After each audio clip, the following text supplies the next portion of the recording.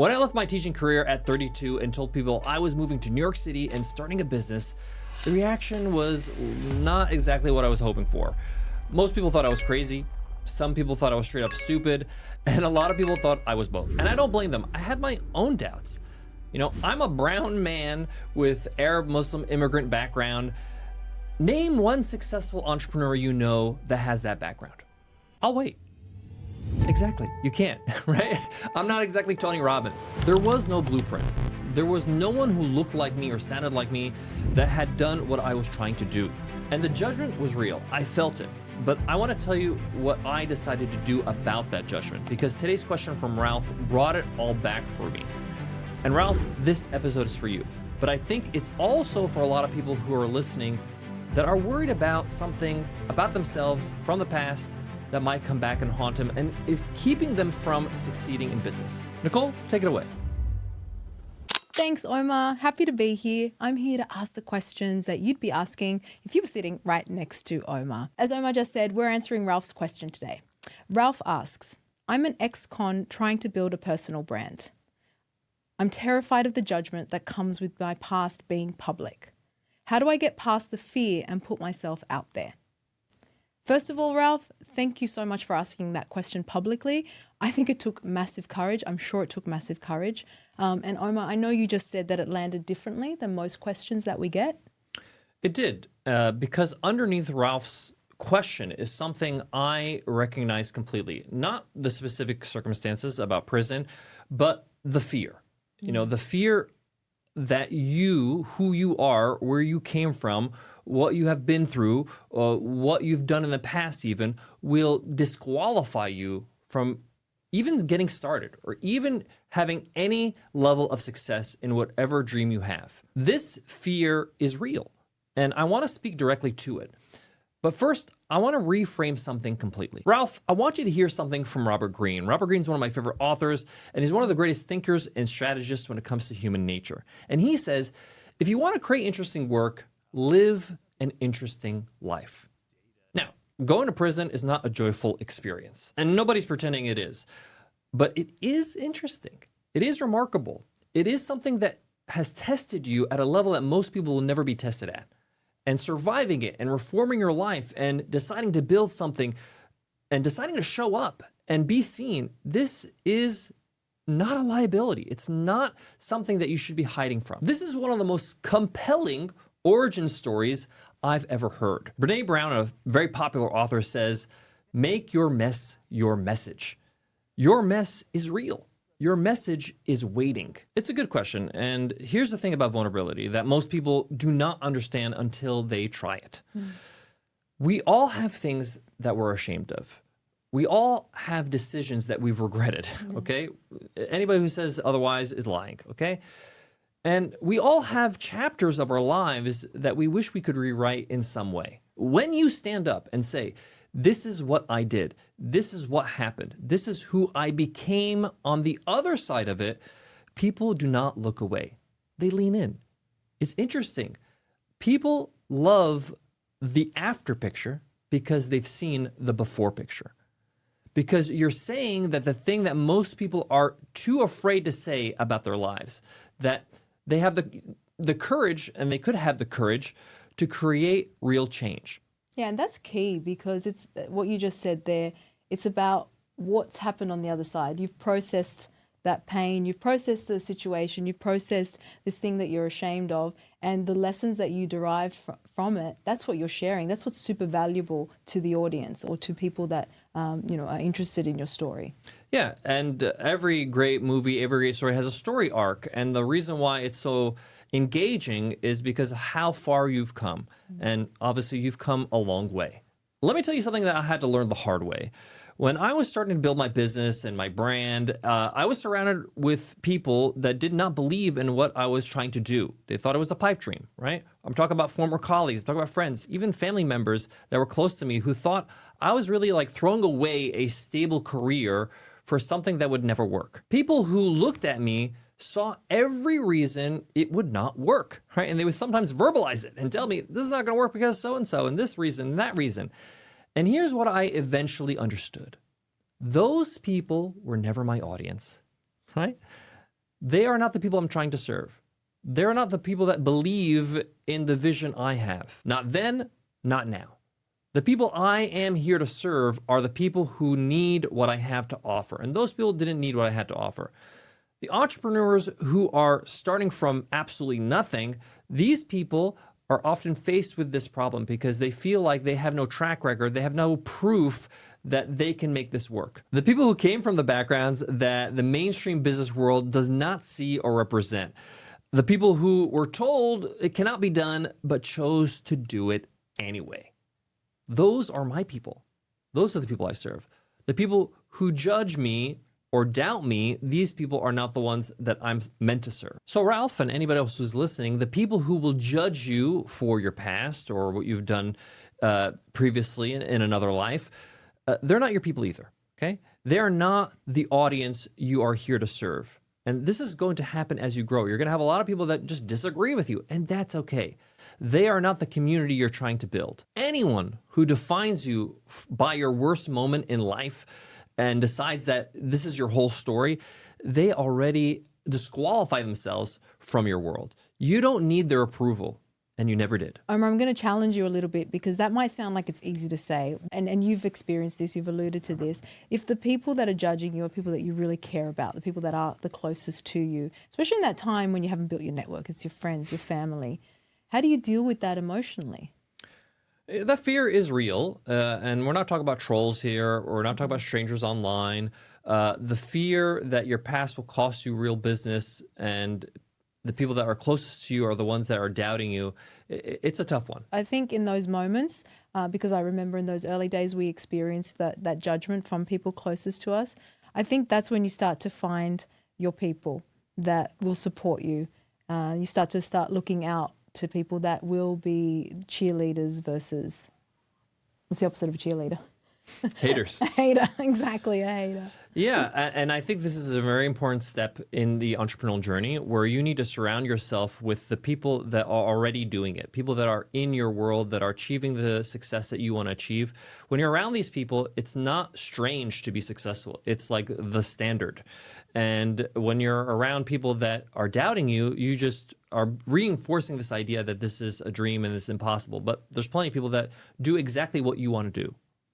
And I think once you get past and you manage to deal and overcome the emotions of those haters being the closest people to you, I think to Ralph's question, he's probably also alluding to, what if that judgment comes from people who are going to be your paying customers?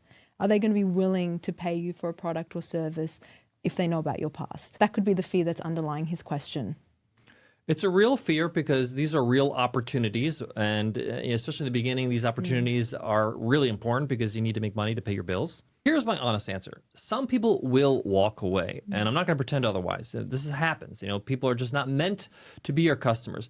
But what I know from building businesses as a minority, as somebody that maybe doesn't look like the typical person that you see online, a lot of people don't understand, like, why is this face sounding like this? they expect me to have an accent or something like that, and all that, right? But these people are always going to disagree with you. They're always not going to be your customer. You're not going to worry about them.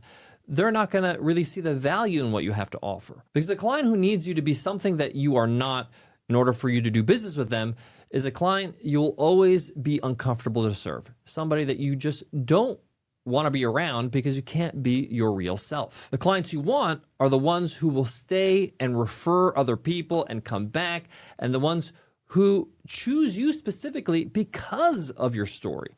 Those are the ones you're going to find are going to be your best customers and the ones that really resonate with you. What's great about your story and about your background is that it's polarizing, right? It's very clear that people are either going to love you or they're not going to love you, okay? I don't want to say hate, but they're not going to be turned on. And yes, there's going to be people that are going to judge you for that. But there's going to be plenty of people that are going to admire you for what you've done and what you've gone through. So my message to you and everybody who's listening, own your story. The right people will run towards it. I couldn't agree with you more, but I know in that moment there's a mindset shift that's really required to not let that situation derail you. Someone does walk away because of your story. It's got to hurt. How do you not let it derail you? Well, let me get specific about what I mean by owning it. Because owning your story does not mean leading every conversation with your criminal record or with something that you've regret that you've done in the past or something that can be found on a Google search, okay? It does not mean making your past the only thing people know about you, okay? That's not what you want to do here. All it means, when I say own it, means that you're not hiding it. It means that you're not building your brand on a foundation of, omission, or I'm going to forget about this past and I'm going to pretend that this does not exist. Because here is the psychological cost of hiding something significant about yourself.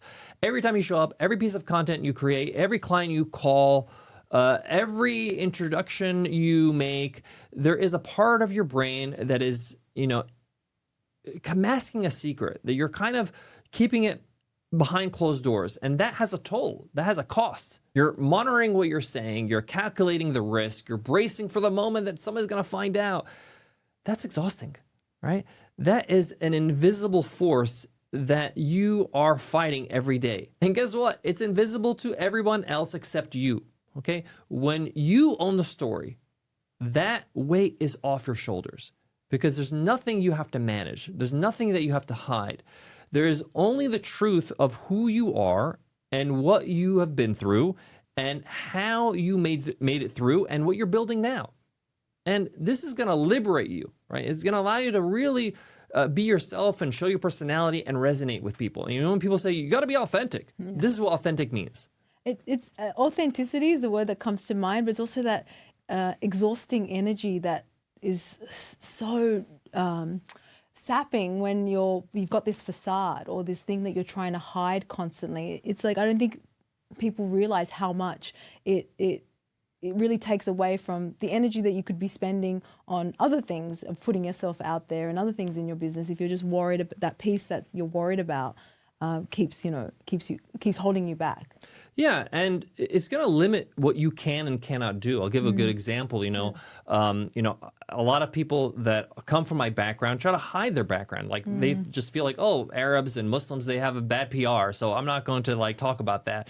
But I like to share photos of my family. I share photos of my grandmother when she was around, rest in peace. Well, I like to share photos of my mom and the lessons she's taught me, and, they're wearing more modest clothing. My grandmother and my mother, cover their hair. So this is just part of who I am. It's part of my background. I can't deny it. I can't change it. And it's made me who I am. So by me just pretending that doesn't exist, it limits how much content I can put out. It limits the context I can share with my audience about who I am. And it alienates the people that are your people, which is the crux of this too.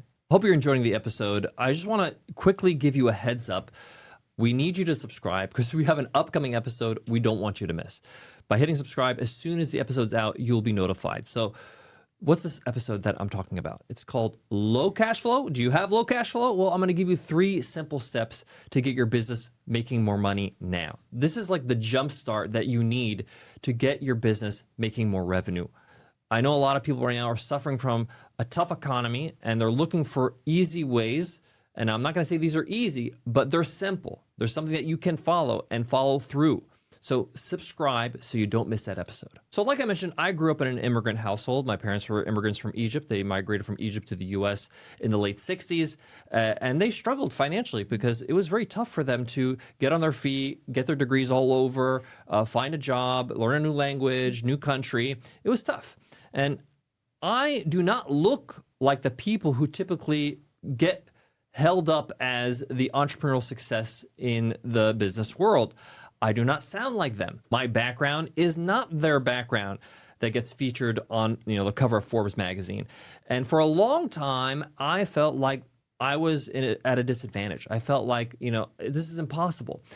And something that I had to work around, something that I had to manage carefully and tiptoe around. Then one day, I just said, I've had it. I've decided to just do the opposite. I decided just to own it completely. And I would say I am going to be the first one I know from this background that looks like me to build something that is significant in business. And I want to be the one that proves it's possible. I want to be the person that other people can look up to. And that decision changed my brand. Not because my background suddenly became an advantage in a conventional sense, but because the people who needed to see someone like me doing what they want to do found me. And it's not just, people of my background. A lot of minorities follow us. A lot of women, because women in a lot of ways are a minority, follow this podcast and follow what we do. And they resonate with the fact that, hey, I feel like an underdog. I feel like I don't have all advantages. And the honest truth is the only reason I was able to do this is because I stopped making excuses. I started to own it. And I took ownership and said, hey, I got to own the solution. Ralph, your background is different from mine, but the principle is the same. You're going to become the person that someone like Ralph, somebody else who has been to prison, is going to look up to. And there's plenty of people just like you. And by the way, I gave a speech to some prisoners that was at a convention when I was living in the States in California. And there were ex-cons. They weren't prisoners in prison, but they came out of prison. And many of them have a lot of strong business skills because they were businessmen in the street, right? And they were men in the group. And they understand the principles of business, but they just don't know how to structure it in a legal way. And it doesn't take much for you to understand that. And there's a lot of people that are looking for guidance from people from your background. People want to see people come out the other side, regardless of the fact that they went to prison or not, or they had a rough beginning of their life. They want to see someone who's built something real, who proved it was possible. They want to see a comeback story. They want to see a brand. They want to see a mission. They want to see somebody that is building something that's worth building. I think we forget, and you alluded to this concept, the underdog story. We see it all the time in movies. It's a far more interesting story than someone who's just had it easy from day one. And I love the fact you brought this up because a lot of people know that one of my favorite movies of all time is Rocky, the first Rocky. And the reason why that movie is so touching to me is because it shows you the typical underdog story. He's not supposed to be playing or fighting the champ. He just kind of got lucky because the person got injured. And he just wants to be able to compete. He wants to be able to go toe-to-toe with him. But really what that movie's about is the cost of chasing a dream, right? Mm-hmm. It talks about what sacrifices you have to go through. And I'm talking to you now directly, Ralph. There are going to be some sacrifices. And you getting over this fear is one of them, right? Mm-hmm. And sacrificing maybe some people that are dear to you, some friends, some family. And you don't have to completely disown them, but maybe it'll be healthy to just have some distance from them until you get on your feet, until you kind of get some momentum with your business. Now, I want to give you as much guidance as possible before we wrap up. So I'm going to ask you to do something this week, Ralph. And before I give you the challenge, I need to address something. You do not get past fear by thinking about it longer, okay? You do not get past it by planning and perfecting a strategy, okay? You get past it by doing the thing that scares you and finding out that you're going to survive, that nothing really happened. So what I want you to do is I want you to shoot a video. This is going to take a bit of courage, but I know you can do it. This is not a polished video. It's not a highly produced video. It doesn't even need to be a scripted video, right? It could just be a real video where you're just looking at the camera, sharing your story. In this video, share who you are, what you went through, what you learned in the process, and how are you going to use it to help other people. And then I want you to post that video, okay? And here is what's going to happen. Most people are going to scroll past it. A lot of us, we think that everybody's paying attention. Most people are not. But what's going to be great for you is that now it's out there. Now it's off your chest. And now you're actually showing people how you're going to use your mess as your message. How are you going to use your experience to help other people? All right. So most people will hear that. Most people are going to scroll past it. They could either be relieved, but they could also be deflated. But I think what you're edging towards is that when you're starting out, that's actually not a bad thing. 100%, because this is your first message to the world, and maybe it's not perfectly delivered, and maybe it's not exactly what you want to say, but over time, you'll perfect it. And one of the things I love about being a beginner is that no one's really watching, right? And that's to your advantage. You can get some reps in so that you can feel better and better about it. And by the way, those reps are more for you than anybody else, so that you can feel more confident with this message. You can feel more confident with who you are and how you're showing up in the world. And yes, some people will scroll, but some people, the right people, will watch it. and they'll feel what you're feeling, and they will connect with you, and they will comment, and they might even share with friends, and they'll send that message to you that says, hey, I needed to see that today. I'm telling you, anytime I've shared something personal or a struggle or something that really resonated with somebody, I remember sending an email where I was just sharing like a little anecdote about, immigrant parents being really strict and really hard on you, but, can't blame them. They're working with the tools that they have. People reply to me all the time. They're like, hey, that's exactly my story. Thanks for sharing that. I feel seen. I'm not alone. And the moment the fear breaks, it's not because the judgment disappears. That's the thing. It doesn't go away. It's because the judgment does not kill you. You realize, I'm stronger than I thought. And the connection that comes from the people that it does resonate with really starts to feel like, wow, I found my people. And that discomfort of worrying about your story, kind of ruining your future, starts to loosen up. Like that story doesn't have any legs anymore. So Ralph, and anybody who's listening and watching today's episode that wants to get past something, I want you to do this exercise this week. Don't put it out, or don't put it off, I should say. I want you to do it even if you don't feel ready. This week is a good deadline. Like you got 7 days to do it, okay? And it allows you to just say, hey, this is a line in the sand. This is a point of no return. This is where I start my new life. It might not have to be on camera. It could be a post, a written post with a photo. If someone's not comfortable to make that first leap on camera and sharing the story verbally, I think even publishing a blog post or a post on social media would be just as effective, I think, to have it out there in the world, right? Yeah, that's fine as well. I mean, you can even maybe post some photos kind of showing your story in the timeline. And with some captions. There's a lot of ways you can deliver this. And I'm just kind of the person that like, I just want to get this over and done with. I'm just going to go straight to the jugular and go over the video and just to talk to people directly. But of course, do what's comfortable for you. But the point is, do it. Ralph, I'm going to wrap it up for you. Your past is not your liability. It's your story. It's a part of who you are and who you've become. And it's probably one of your most valuable assets that you're not utilizing. The people who are going to judge you, let them judge, okay? You don't need them. They're not your audience. And the people who do need to hear from you, these are your audience. These are your audience members, I should say. And hiding your story is costing you more than you think, right? You need to own it so that it can become your superpower. It becomes your origin story. It becomes the before of your after picture. And the first video, the one that you post this week, or if you post a message or a blog post or whatever format you decide, is the beginning of your brand. It is the proof that you are someone who does the hard thing anyway, right? It's tough to do that and put yourself out there, and people recognize that. This is your brand. Go build it. Ralph, thank you for asking this question publicly. That was the first act of courage of building your brand. Now your second act is to share your story publicly.